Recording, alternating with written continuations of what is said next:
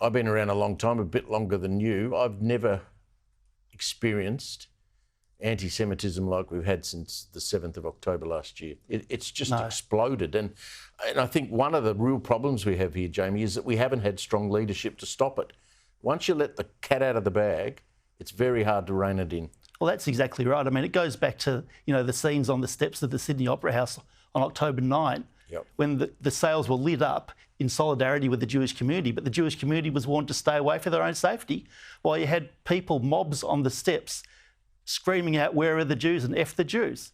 And, that really set the precedent. It's just been all downhill from there. You've had, riots outside synagogues in Melbourne. You've had these weekly demonstrations in the city where, freedom of speech is all very well. But when Jewish people feel afraid to go into the city every Sunday for a year and they're waving the flags of proscribed terrorist organisations like Hamas and Hezbollah, then it's time for action. And, extremism feeds on extremism. And you've also got all this anti-Israel incitement going on. And it just builds to something like this. And I really hope that this is as bad as it gets. But unfortunately, I can't say that it is with any confidence. It's one thing, to have graffiti, which is bad enough. But I think one of the bigger issues where this really exploded and expanded was at our universities, where vice-chancellors, not at just Melbourne universities, but universities around the country, didn't have the courage and didn't have the backing of political leaders or their local police forces to stop these on-campus occupations. Melbourne University, buildings occupied. It went on and on and on. People who are of that mindset, who think that they can go around saying, from the river to the sea, they get confidence out of that. They say, oh, well, nothing's going to happen. The police are not going to arrest us. No one's going to use anti-defamation laws. So let's ratchet it up again. Yeah, and of course you had the university academics and their union putting pressure on the vice-chancellors not to do anything. I mean, when Jewish students are told to stay away from campus during their exams for their own safety, and that's just appalling. It's just not good enough. And then we had the opposition, the federal opposition, put forward a very sound proposal to have a judicial inquiry with Royal Commission powers to try and put an end to this scourge on the university campuses, and the government blocked it. It's just Julian Lesser spoke about that earlier, and I think that would have been a very sensible circuit breaker, perhaps. Yep. Political leadership, I mean, we saw what the Prime Minister said. I gave him some leeway because he was on the other side of the country. I suspect when he gets back on this side of the country, he will be stronger. Let's hope so.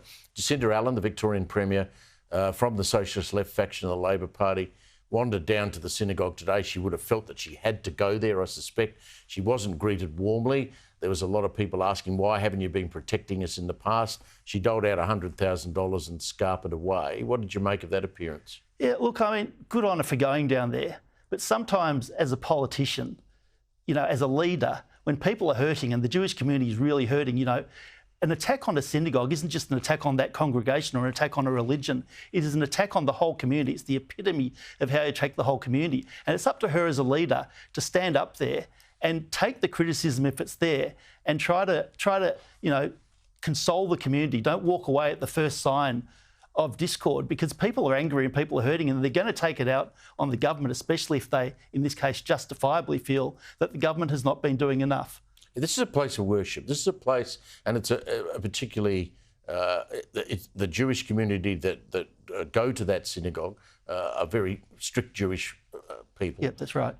Imagine if we're here talking about the firebombing of a Catholic cathedral or of a mosque tonight. I mean, the community, quite rightly, would be completely outraged. I think the community is with the Jewish community in Melbourne. Melbourne has always been, seems to me, and I've lived in Melbourne on and off for 50 years, it's always seemed to me to be, of all the cities in Australia, one that had a great relationship with its Jewish population.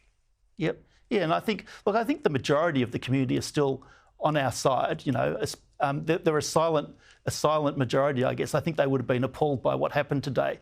I also think they don't quite understand the circumstances that the Jewish community lives under and has been living under. We have security guards outside all of our schools. I mean, can you imagine rocking up to your local primary school and having to go through a security guard to get in? I mean, when there's a Jewish community function, whether it's got something to do with Israel or not, chances are that these days they'll put out the invitation on social media, they'll send it to their groups, and on the invitation it'll say, venue to be advised.